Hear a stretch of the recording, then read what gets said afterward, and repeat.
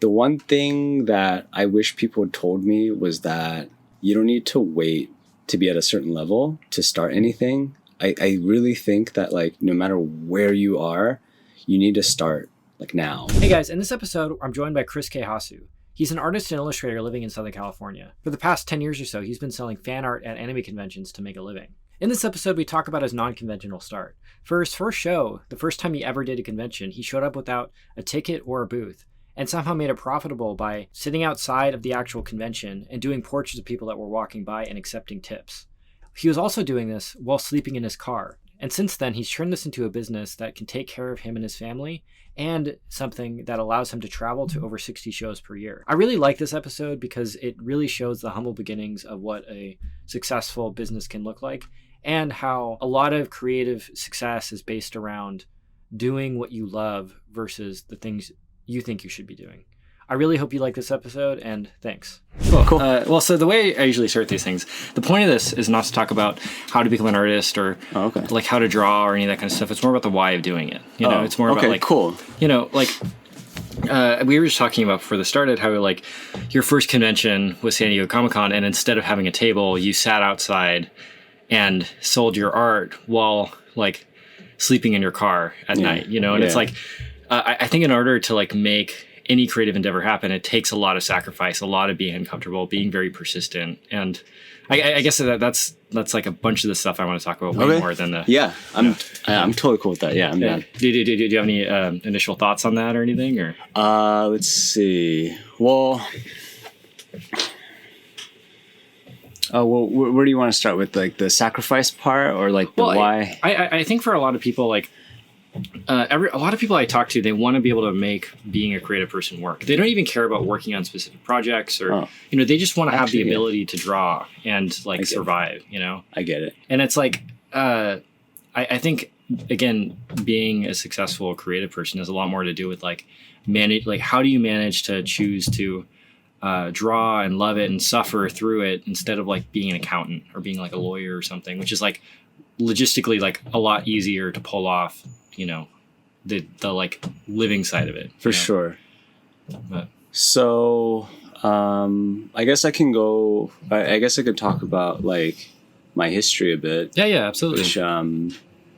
Which I feel like is relevant. So before I actually I started doing conventions or just starting this whole like artist life. Yeah. About 10 years ago. I think this year will make it 10 years. Yeah. Nice. Yeah. So I started in 2013 in July. So San Diego Comic-Con was that first one. But before that, I was actually trying to pursue a career in dance. Oh, sick. Yeah. That's awesome. So I had always been... Oh, are we... No, so I'm going to be periodically checking cameras. Okay, cool. Yeah. So prior to this, I had always been drawing a lot. And I had always been an artist. But my parents were really against the idea. Yeah. And so when I graduated high school, I was just going to... I really wanted to draw comic books. Oh, nice. Yeah, for a living. And so that's where my trajectory was. But in our house, it was important that I go to college. Yeah. So I just chose any college. So my friend decided to go to Long Beach. So I was like, fuck it, let's go to Long Beach. Yeah. I'm from NorCal. So I'm from up north. So I was like, fuck it. I didn't even know where that is, but let's go.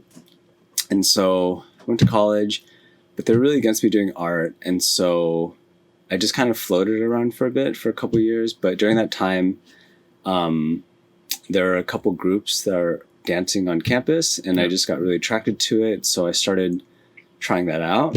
And I actually gave up art during college. Yeah. And I really fell in love with dance, was in some of the communities, and then I just wanted to, I wanted to keep that going because I really loved what it did for me mentally. Yeah. And it just seemed like it had a lot of qualities that were similar to like drawing and art, but it had this whole other like social side that you don't really get. Yeah. You're just always with people, you know? And with art, you're usually just alone all the time, staring at a just blank white thing. So I decided to give up on art, choose that instead, and I pursued it for a few years. And that one I was really trying to make work. And I was like applying to any type of job just to make ends meet. Yeah. And then the last job I had, I was working at a bakery, this like Jewish bakery in North Hollywood. I would wake up at like 4 or 5, get to the bakery, work until like 2, and then I'd go to the dance studios and train and stuff. Yeah. And I was doing that for a few months.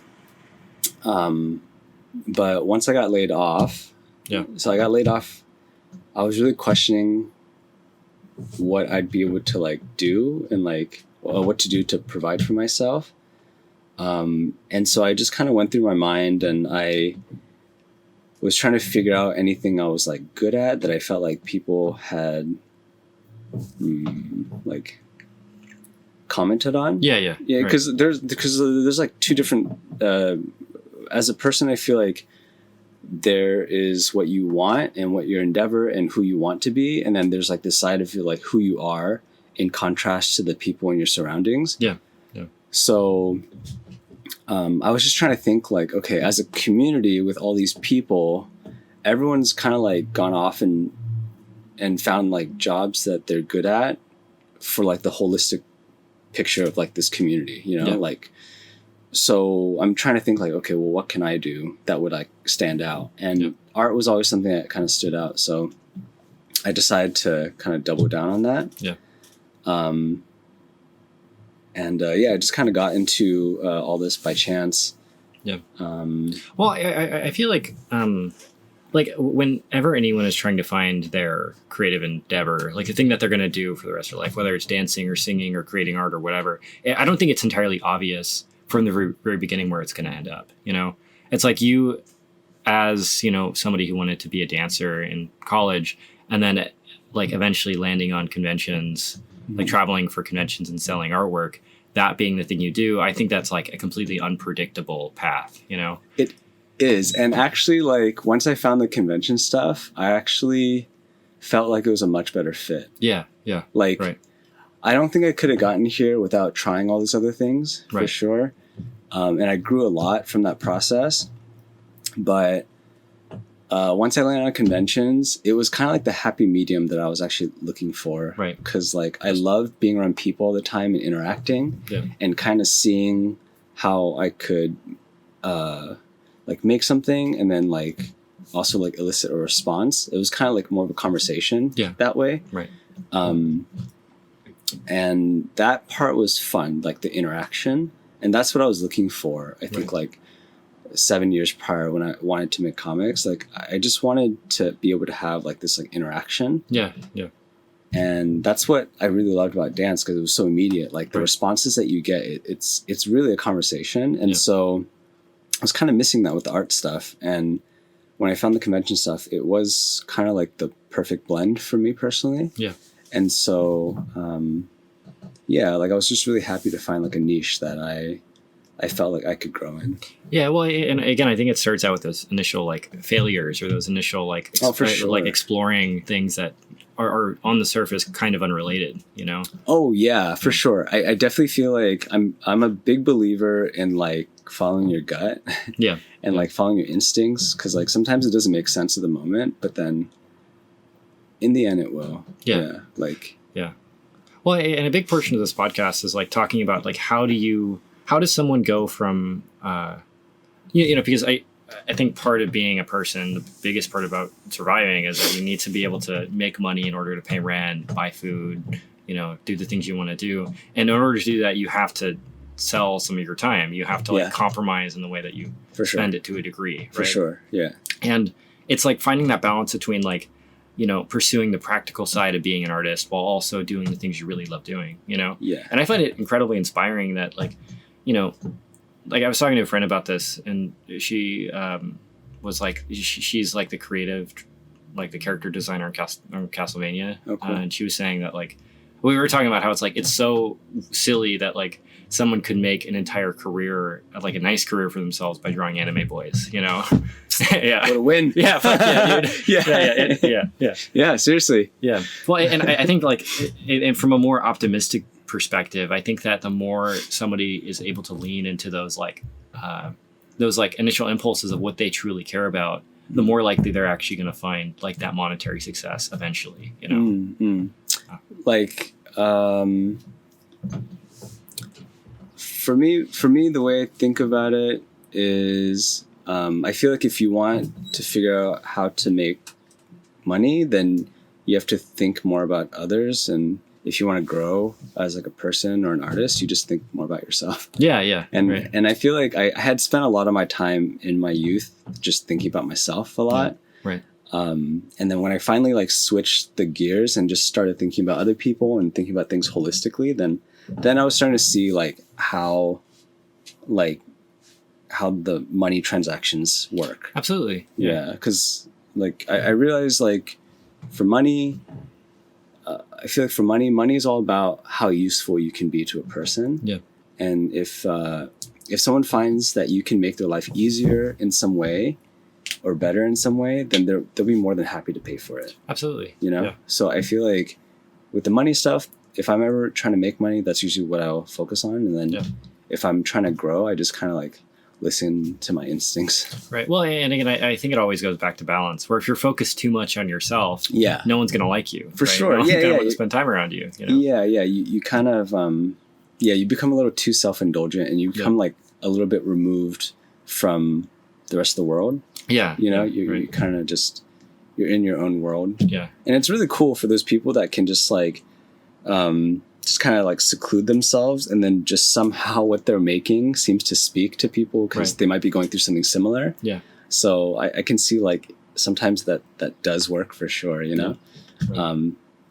But yeah, for me personally, like the way I found consistent results is just kind of like taking a step back and just kind of thinking about people. Yeah. And like surveying and just trying to figure out like, okay, like what's going on with everyone? Like, how can I help, you know? Yeah. Well, and I think thinking about it from that perspective, the idea of being able to make money as an artist becomes a lot simpler. You know, you're just like, how do I provide value to a lot of people? You know? Yeah, for sure. That's literally like, that's actually the only thing I think about when I'm making money. Yeah. Right. Like, cause in the beginning, like, so I started out doing, portraits. Yeah. So, when I started at, San Diego, so I didn't have a business permit.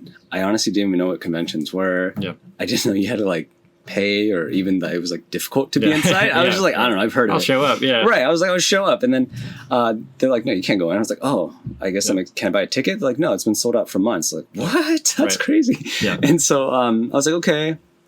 And so I had just like made a little wooden sign that said like that I would do portraits. Right. But because I didn't have a business permit, I was like, well, I don't think I could charge, so I'll just do them for free. I'll just take tips. Right. And so I was just doing portraits outside, but I had always thought like, okay, what can I do? I've always loved drawing people, so that's something I actually just enjoy. Yeah. And that's something that I feel like I'm pretty strong at. And I love cartoons. And then what do people like? Well, I think people usually want to, like the first thing anyone ever asks is like, hey, can you draw me? Yeah. Right. Yeah, as an artist, right? Yeah. Like they see you drawing and the first thing they'll do is like, hey, can you draw me? Yeah. And so I was like, okay, well, clearly people want something of themselves. Because, you know, that's what they care about. So I was like, okay, well, that works. Like they want them. I can do that. you know? And so I just started doing portraits, and then I was just able to see as I was doing it live, like just what kind of effect it was having. Yeah. And it was just really fun. I was like, oh, cool. Something that's like actually pretty easy for me to do just made someone happy. Yeah. Like, that's really nice, you know? And then so I just kind of took that like mindset and just kept applying it to different things. Yeah. And, you know, at first it was like portraits. So that's like singular. That's one-on-one. But then I started just seeing like similarities and like commonalities between all the people I was drawing. And I was like, oh, maybe if I made something like this, it would actually speak to all those people at once. Yeah. And then I would only have to do one thing, you know? Right. Instead of doing it 10 times, I would do it one time and it speaks to 10 people. And then, you know, I just kind of kept evolving. Oh, maybe this will speak to like 100 people or 1,000 people. And that's just kind of how it grew. Well, I think there are a couple things there. I think it's the, like letting go of your ego enough to do something badly, you know, like showing up with zero experience and being like, I'm going to do this. Oh, for sure. Yeah. Which I think is awesome. Like, I mean, part of the like appeal of this podcast and doing it for me is how crusty it is. You know, it's it's like, it's not that professional. It's not that produced. And there's a sense of me doing it badly because it's like, I don't know what I'm doing, you know, and it's better for me to do it badly than not at all. For sure. I agree. I actually just became a dad a couple years ago, right? So I have 2 kids now, and I was really racking my brain in the beginning, like, fuck, what do I need to do? Oh shit, can I swear on this? Okay. I was like, hell yeah, dude. Fuck yeah. okay. I was like, oh man, fuck, like, what do I need to do to be a good dad? I both my dads kind of ran out, so like I don't really have an idea of what it should be like, or what it is like. I only have an idea of what it should be like. So I was just like stressing about all the things I need to do, and then I realized at the end of the day, honestly, just being there is probably like 60 to 70% of the work. Oh yeah, absolutely. Literally just being there, yeah, showing up. Yeah, right. and then your kid being like, and then complaining to you, and then you just kind of responding to it, and then you've gotten like 80% or 85%, and then like, you know, so I think it's the same. Like, it's better to do something badly than not at all. Yeah. Hey guys, before moving on, I wanted to talk about the mentorships I'm starting. If you ever wanted to learn how to draw, where to go in your career, or general advice on being creative, I'm going to be opening up 10 mentorship sessions per month. What's included is a 1-hour call per month, direct access to me over Discord, and written critiques and draw-overs. Being an artist is really difficult, and having a mentor can save you a lot of time and headache trying to figure out things on your own. Personally, I've spent a lot of time learning from other people through mentorships or classes, and it's been invaluable to my career and my life. Having someone to bounce ideas off of and ask where to go can save you years of trial and error. I'm going to be charging $150 a month, but if you decide it's not exactly what you're looking for, no big deal. I'll give you a full refund. A lot of this stuff is figuring out what works best for you and the kind of teaching style that you prefer. So if you are interested, head to my Patreon, which is linked below. And thanks, and back to the video. Well, and going to the second point, it's like, you know, you finding a little wins, you know, it's like you start out with portraits because that's what you can manage, you know. Yeah, for sure. It's not stressful, you you enjoy it, and then like you have a little win, and you're like, oh, I can scale this up, you know. It's like you just keep scaling it up to more and more people to the point where it's like 1, 2, 10, 100, maybe 100,000, maybe 200,000, and I think eventually it gets to the point where you're like, oh, millions of people, you know. So so I had watched this video that changed my perspective, which kind of like led me on this whole path. And the video is basically talking about he's like a tech-ish dude. He owned like this big CD company that was like one of the first companies online that were selling like records online. Yeah. And he had started just from like nothing, basically, just very bare bone, very DIY. And it grew to a point where he was able to sell his whole music catalog to Apple. Yeah. And so when he cashed out big. Right. So he'd go to these talks and people would always like pitch him ideas. And he'd always tell people that their ideas are too complicated. Yeah. Like they're like trying to construct this whole crazy thing to get to this end goal. But what they need to do is actually strip it away and start with like the most simple, basic idea and see if it even works at that level. Absolutely, yeah. You know? Right. And if it doesn't work at that level, it's highly unlikely it's probably going to work on the other side. Yeah, you definitely. know? Yeah.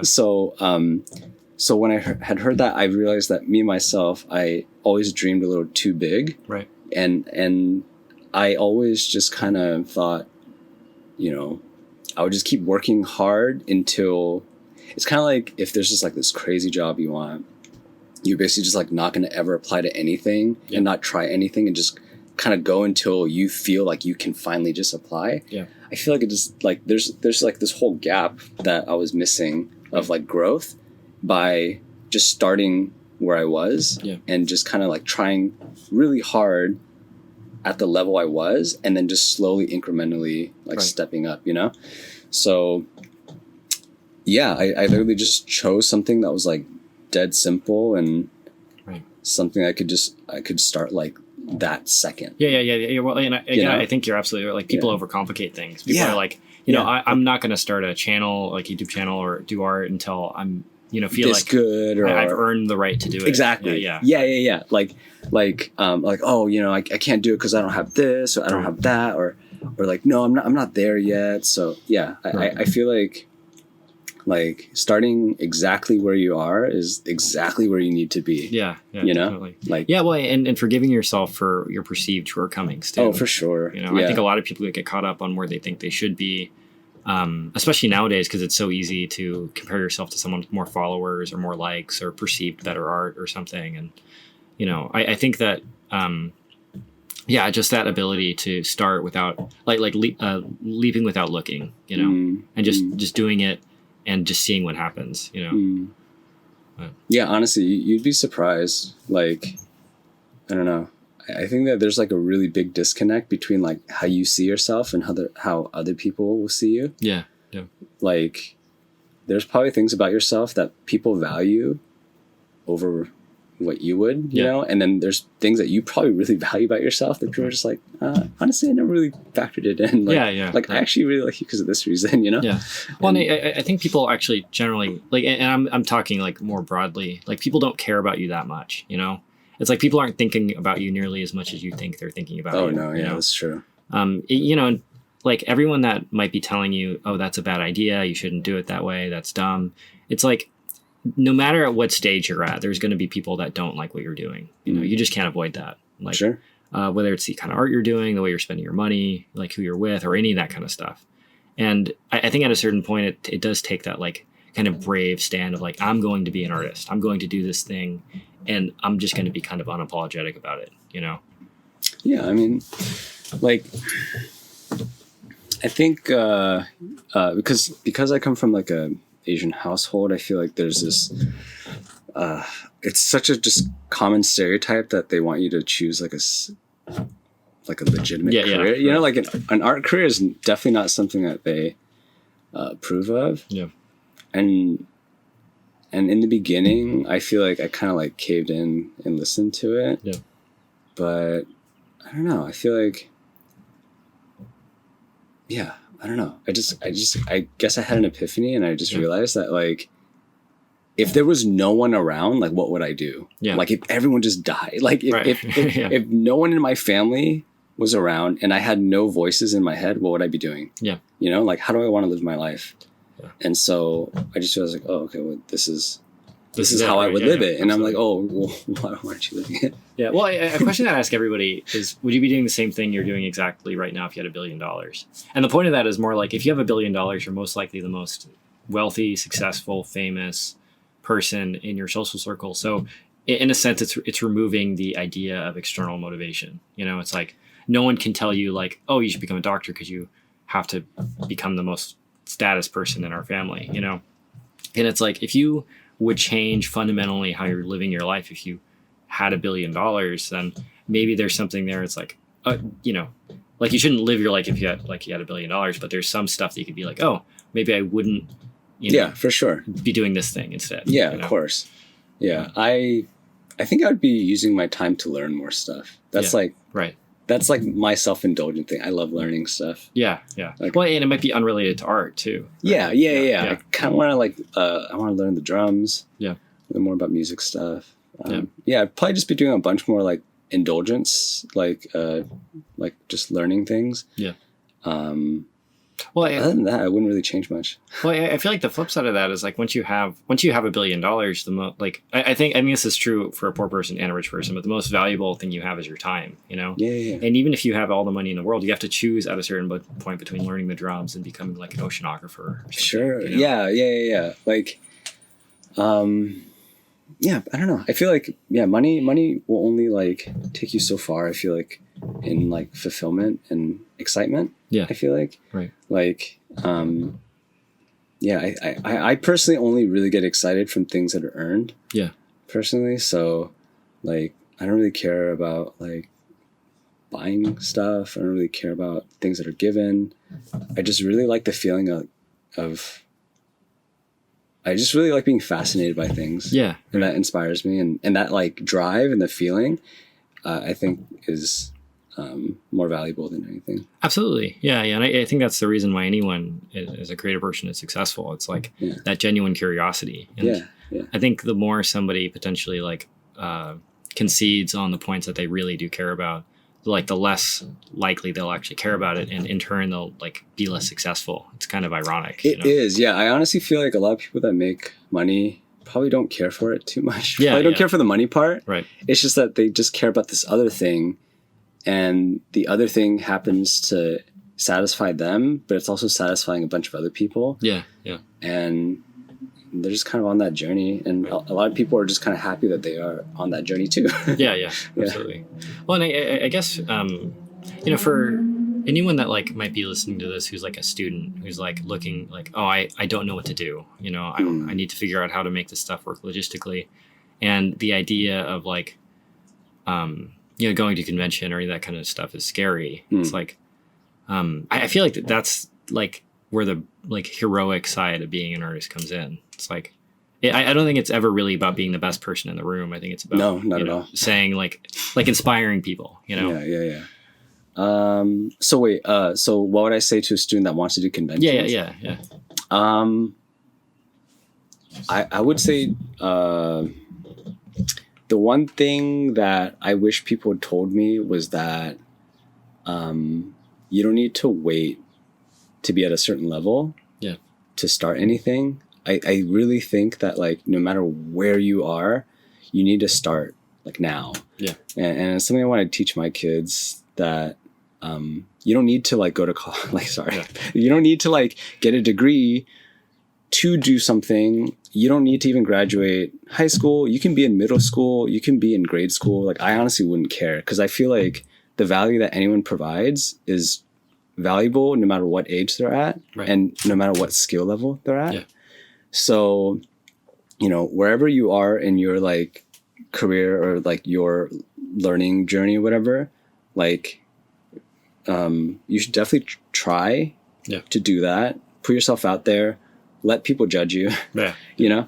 Like let like the whole thing about like convention and professional work and all that stuff is basically you've made something to the best of your ability, and then you just kind of give it up. Yeah. You just kind of let it go, and you just give it to everyone else. And those people can do with it what they want. And that's kind of one of the services, that you provide.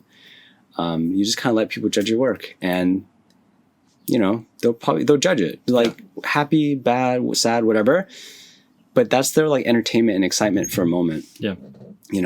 And then through that process, that's your growth too. Yeah. You get a lot of all that feedback is really helpful in trying to figure out where your place in the world is at the moment. Yeah. To try and grow and stuff. Yeah. Cause like everyone is somewhere at the moment. Right. And everyone's got goals of what they want to be. But it's really important to get a realistic view of like where you are currently at, so that you can like move accordingly. Yeah. Right. There's like really, there's things I was like spending so much time on, crafting it and like tweaking it and doing all these little things, thinking like this is what I'm providing. Yeah. Not realizing that the thing that I finished like 5 months ago is actually what people are looking for. Right.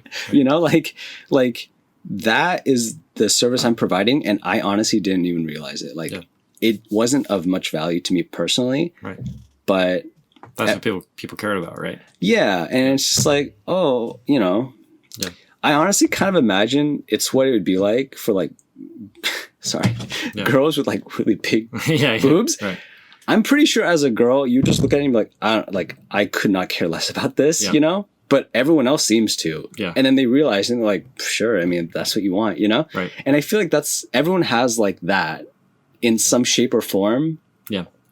Sorry, that's a weird analogy, but like everyone has that. I totally get it though. But you know what I mean? Like when you're so used to something, that you have, like you couldn't care less. Well, I think the only way you find out whatever that special thing is inside yourself, it takes that like experimentation and that feedback, right? Yeah, the feedback. Yeah, you just got to keep putting yourself out there, right? And then you realize like, oh, I don't know why, but people are like, they seem to really like this part. Well, I remember getting advice from one of my teachers in school. It's like the number one piece of art advice he'd give is tie zero portion of your self-worth to the quality and reception of your artwork.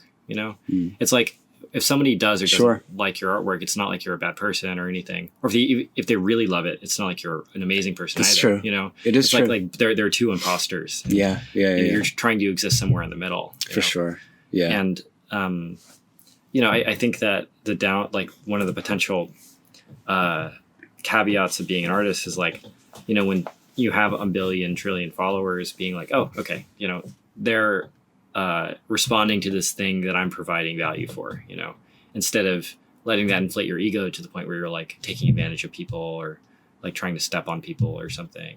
Oh yeah. No, I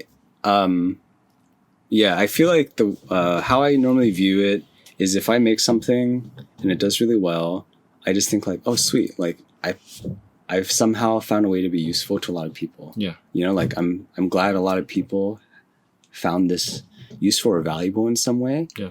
And just trying to figure out, oh, okay, like, is there something else I can do for you? It was like, yeah, I feel like there's like a more spiritual aspect to that too, where it's like acts of service are the only way to, I think, live like a really meaningful life. I think so too, honestly. Yeah, I really think so too. Yeah. And it's like the more, I mean, we always hear those stories of these, you know, people that are worth a lot of money that don't necessarily live fulfilling lives because they're focused way too much on themselves. Yeah, for sure. Yeah.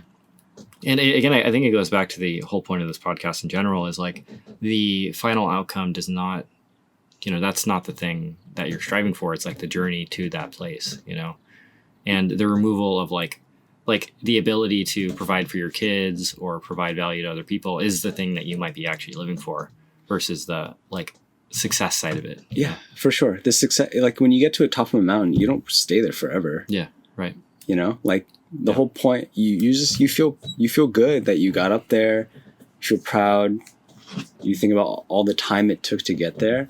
But you spend way more time trying to achieve something than actually achieving it. Yeah. Achieving it takes like a split second, really. A day, yeah. You know? Yeah, you're happy for a day. And then okay, yeah, I'm done. You know, that's it, right? Right. And so, like, you really do have to embrace, like, all the time you're spending on it. There's been a couple milestones that I've had personally. And every time I've gotten further and further, I actually feel really nostalgic when I look back at all those times, you know? Right. Well, and I guess it's also like looking, like there might be stages in somebody's life where they might look back at the previous version of themselves as way more successful, way more intelligent, whatever. Yeah. And looking at that person and be like, oh, I'm thankful I had the chance to be that person. Yeah, you know? For sure. Versus being like, oh man, I'm going to strive only to be that person, you know? Yeah. Like, I don't know. I really feel like, yeah, you only have one shot to live each moment. So. Yeah. Yeah. And I think, like, I remember talking to someone about this, going back to earlier when you were saying, like that guy was pitching, like people were pitching him like overcomplicated ideas. Mm-hmm. I think there's something to be said about like looking down or at an equal level versus looking up. Yeah. To people that are. Oh, for sure. Yeah.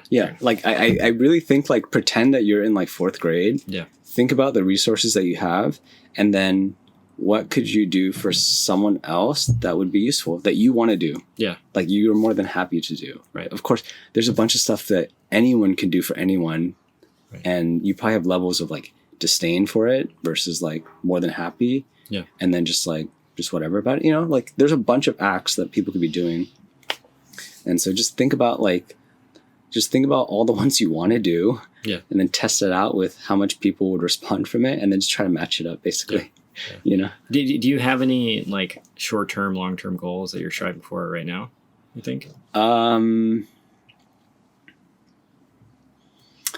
Okay, so they've been switching. My short-term goals have been switching. At first, I wanted to be able to make more of our income online, so that I can spend more time with the family. Right. But at the same time, I realized how much I just miss being around people. Yeah. And like, I really miss being around people and talking and just connecting with people. So that one will probably change. Long-term goal, I think my whole purpose, or my whole goal is just to kind of like self-actualize my art more and more. That's all I really want. Like I just really want to find a visual language that is meaningful and natural to me. Yeah. And that people are also resonating with. Yeah. I feel like just like that, you know, like that ikigai. Yeah. Right. Yeah. The circle. Like, I'm trying to do is just get closer and closer to, finding what's like innate for me, what like excites me, and just like honestly just like finding a concept that just like does it for me. Yeah, you know? yeah. And I feel like that's all it is. It's just like Yeah. Well, I feel like it's always that. Yeah. You know, it's like once you get to that perceived version of the perfect balance, it's going to change into something else. You know. Yeah, like I feel like I mean I personally feel like I'm getting closer and closer, but yeah I feel like art wise it's just like finding like your soulmate, right? Art wise, like that concept that just kind of like speaks to you, and that process that speaks to you. Yeah, right. And like you can see it. You can see it when certain artists have it or find it. Yeah, you know, right? Because it's so natural. Their output is crazy. The quality is crazy. And you can just see that every time they're doing it, there's excitement, you know? Yeah, absolutely. And there's like hints and times where I'm feeling that. Yeah. And I feel like I'm getting closer and closer, and that's all I'm chasing, honestly. Yeah. Yeah. Well, I guess, I mean, going back to the online stuff, I think, like, have you ever thought about starting a YouTube channel or anything like that? I have. Like, I thought about it briefly. Yeah. But actually, I don't know. Maybe I will. Who knows? So my argument why I think everyone should start a YouTube channel, I'm not, it's more like a broad blanket statement, but it's like, I think images are in general like a lot harder. Like they can't compete with video in terms of like there's sound, there's moving picture, there's you know all these different things. There's like a fourth dimension to, or a few dimensions to a video that like a single image doesn't have. So for sure, just by the nature of that, it has like a broader audience, you know? Yeah. And there's like context too, you know, I feel like, absolutely. I feel like that's really important. I honestly feel like with AI stuff too, like I think what's more important is just humanizing things. Absolutely. Yeah. And I feel like it's important. Yeah. I think that like moving forward, the context to a piece of artwork, like especially with AI, is the reason a piece of value, like a piece of artwork is valuable in the first place. Like, like the Mona Lisa is valuable because of the context behind it, right? Not like, because it's a great painting. Or exactly. Yeah. So I feel like, just giving people a chance to connect with you more. I'm a very private person. Yeah, though. I understand. Yeah. I'm very private and like, just more reserved in the aspect about sharing a lot of those things. Sharing aspects of your life. But I have thought about it. Yeah. Well, I think it's something I wanted to do. I mean, I look at Ross as somebody, I really admire Ross's stuff, and like I know he wanted to be an actor at one point, and you know, he had like a wide variety of things that he tried before settling on what he's doing now. Yeah. And like, I think when it comes to being a person, the privacy thing is a whole other conversation, but like you're more than just like a convention artist, and more than just a painter. You're a father, you're a dancer, you have a bunch of other things that like don't come across in your artwork, you know? And to the degree that I think somebody's willing to share that stuff, it's like it adds more like relatability to, you know. That's fair. Yeah. My one thing is that I love people watching. Yeah. And I would hate it if people recognize me on the street. Oh yeah. Like I like to just like observe. Right. Like I'm usually the person in the back of the room just kind of like watching everyone. Cause I'm totally you know, I mean, I feel like as artists, it's just like our natural, you know, it's where it's at. Cause I love seeing like life unfold. Like I like the real, I just like seeing life unfold. And I like watching human nature and just learning that way by observing. And I feel like if people are, noticing me on the street or anything, it causes a lot of anxiety. Yeah, I was just like, I don't know. I feel like I would just be thinking about that most of the time, and like the watcher becomes watched. I'm like, yeah. Well, I mean, I get so contrary to what people might believe, I get a lot of social anxiety. Like I can't go to parties because I don't like the crowds. It's too loud. Yeah, like I don't drink or anything. So. And you know, I found that like doing it this way, where it's like a one-on-one, more intimate conversation. This is way more my speed. Oh, me too. I love one-on-one stuff. Yeah. I'm definitely the person at the party that's trying to have like a very serious, in-depth conversation. Yeah. Me too. And people are just like, what are you talking about God and stuff? Yeah. Fuck, dude? Yeah, I'm like throwing all these like left field questions. Like, I definitely love this. Like, I love digging deep. Well, I found that like on YouTube, it could be anything. Like, you don't have to show your face necessarily. It could just be you talking over doing a demo of artwork, or I have like it's like just like black background. I have like the voice changer. Yeah, yeah. Right. Hi guys. It's like one of those like witnesses. Well, I mean, there's some really famous YouTubers that got famous without ever. Oh, that's true. Like Dream and stuff, the Minecraft guy. Oh, they just like wear a mask or something? Yeah, he just like did. I've never watched Dream's videos, and the only reason I know about him is because he did a really big face reveal, and it was like a meme or something. But he plays Minecraft videos, and it's just him playing Minecraft videos. I think I've heard of this guy. Yeah, he was on like Mr. Beast stuff. Was he really new? Like, he grew his channel fast, like, really right? fast. Like, I think he was one of those recommended because it grew so fast. Yeah. That's crazy. Or Alan Becker, the guy who does the. That guy's good. Stick figure animation fights, and he's massive. You know, he's like a huge YouTuber and stuff. And, that's true.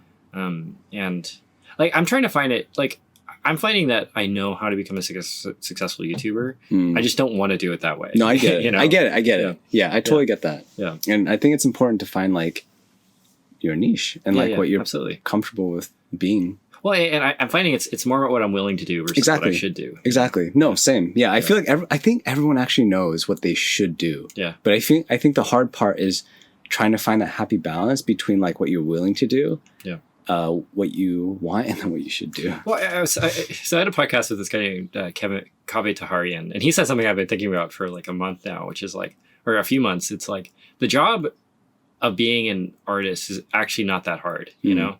It's like the actual like learning of the skills. It could take you a couple of years, or being a director, or being like, you know, a photographer, or any of that kind of stuff in production. It's pretty easy. It's just, what do you like? The job is way more like getting yourself excited about it to actually go through the tedium of doing it. You know, that's way more the job, I think, than anything. You know, I can see that. I mean, he's probably really good, right? I feel like Well, I feel like once you get to a certain level, skill wise, then you kind of just. It's not as important, you know. Well, he worked in as like a assistant director for a long time in Hollywood, and he's more recently just started putting his art out there. You know, wow. So he was talking about it from the perspective of being like a guy behind the scenes. You know, like how do you get yourself excited about working on someone else's project or movie? Fair enough. You know, that's like a really hard problem to solve when you could be working on the stuff that you care about. That's fair. Yeah, that is fair.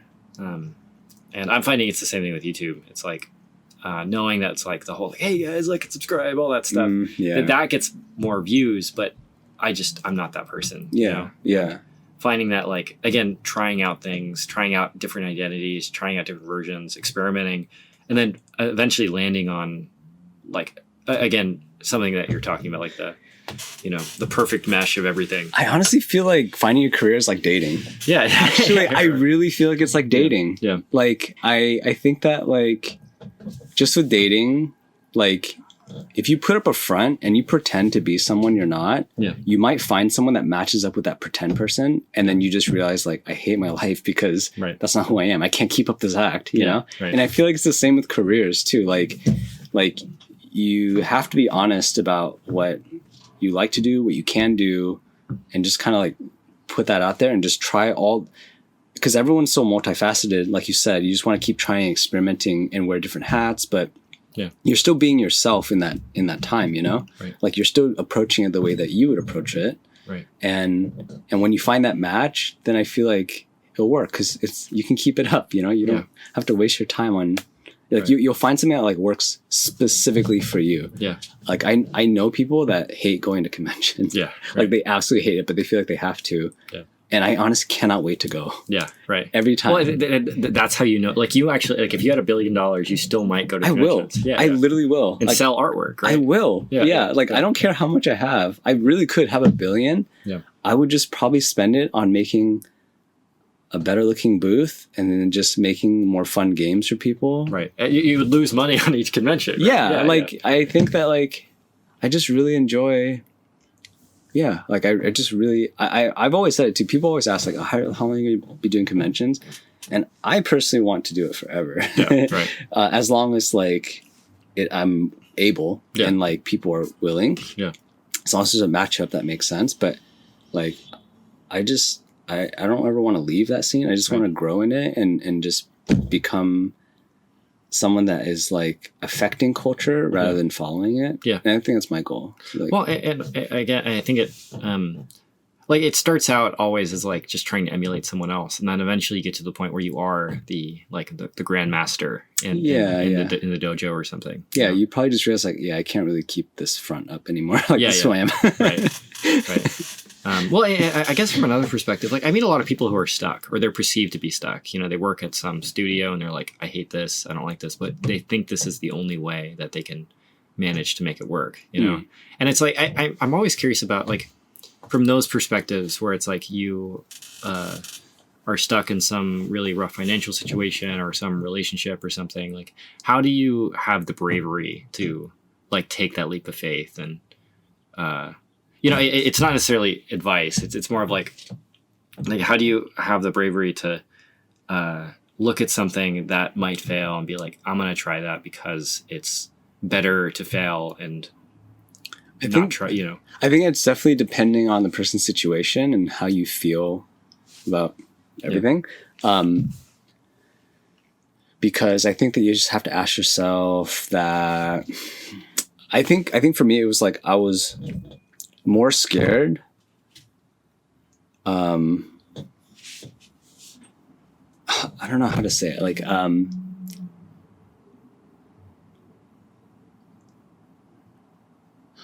how do I say this? Like, I was actually more scared to fail than being scared of failing. Yeah, right. Like, I really just wanted that life. Yeah. And I was more scared that I wasn't going to get it. Yeah. You know? And I feel like the fear of me like failing was outweighed by me fearing that I actually might not get it. Yeah, right. And like I need it. Yeah, right. I think that's what it is. Like, yeah. Well, I guess it always goes back to motivations. It's like if you love something enough, you're going to do everything in your power to do it. You know. Yeah, and I feel like you know, obviously there's always things that I'm turning down in my head too. Like, I want to do this, or like, and then I have to weigh the options. Like, okay, well, if you lose what you have now, right. Is it worth going after that? And if it's a no, then yeah, of course I'm not going to like go for it, right. You know, because at the end of the day, I still like what I have for the most part. And I've made that decision. But if you're in a situation where you feel like, I honestly don't even care if I lose this, you know, then it's so obvious. Then you just move on to the next thing, you know? Yeah.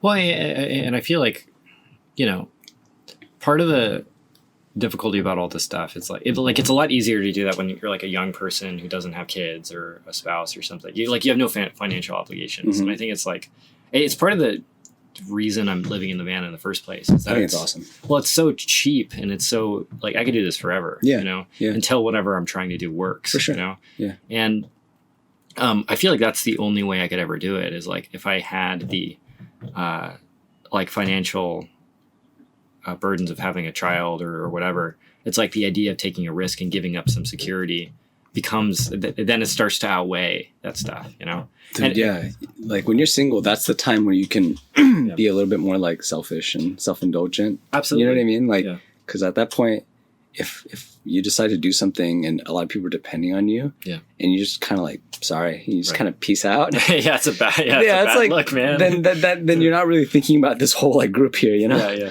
So, well, I feel like there's the like obvious like kids, significant other, that's like, if you jump out on that, that's shitty. But then there's the other side of that where it's like, maybe somebody locked themselves into a certain lifestyle of like earning, and they have to earn a certain amount of money to keep that lifestyle. And they're afraid of losing that. But the reality of if they lost the ability to spend a few grand a month on rent and they had to downgrade to roommates or something, maybe the roommate situation and them making less money is actually a lot more spiritually fulfilling than, you know, like having a nicer apartment or any of that kind of stuff. For sure. Yeah. I agree. There's just a lot of things. Yeah. Honestly, just like, I think we all have to just go through our lives and really always reprioritize what is important and what's not. You know, like there's a lot of extra stuff that you are told is important. But if it's really not important to you, then it's not. Right. You know?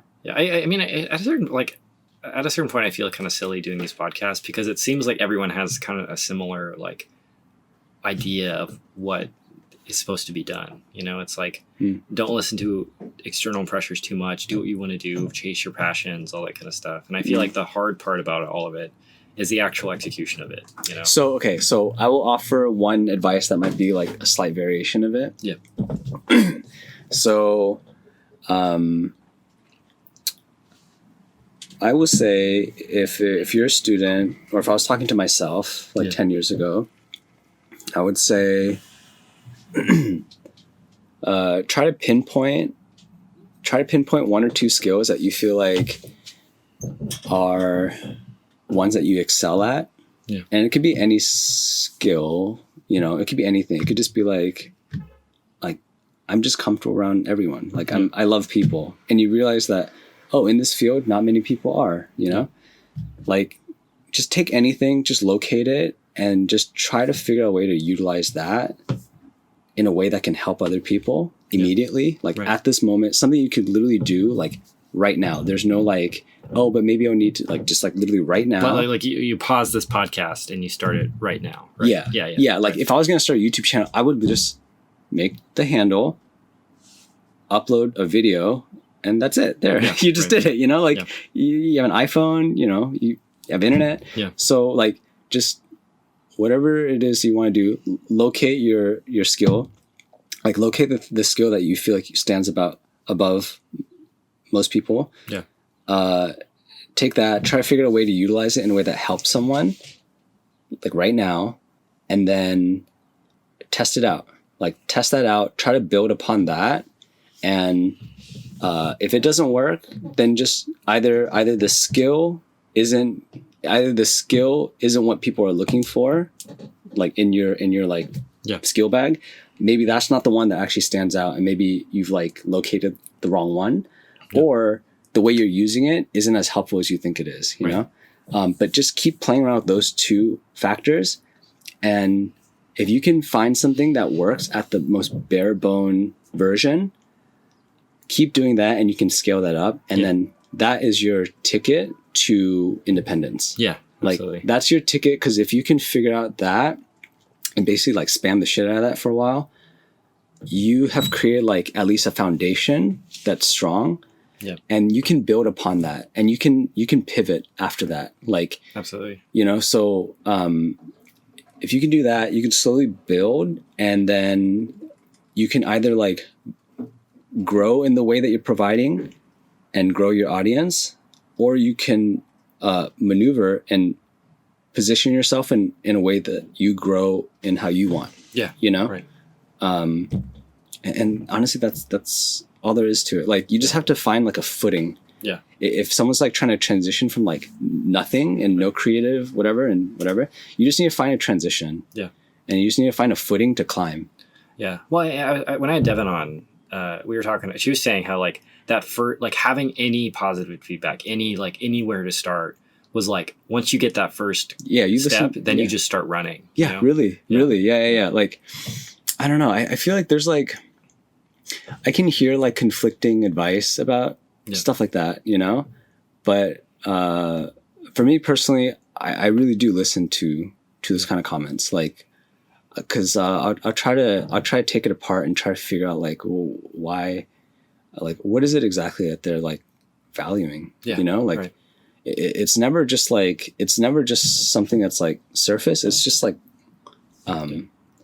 it's always just like one step below, and you want to figure what the thing is, like what kind of effect you're having on a person. Yeah. Right. And it always starts out with something that is like, not obvious, like drawing anime boys or something. Yeah, for sure. It always circles back to the anime boys. It always does, actually. Yeah. That's what people want. Yeah. Cool. Well, I'm cool wrapping it. We've been going for about 55 minutes or so. It's been a while. Yeah. I'm cool wrapping it up if you want to. Yeah, of course. Tell people how to follow you. You can follow me on Instagram. It's at Kehasuk. So that's 2 Ks, EHASUK. And that's it, actually, just Instagram. Awesome. Cool. Well, thanks for doing this, man. I really appreciate it. Yeah, thanks for having me. Cool. And I shall cut it there. All right.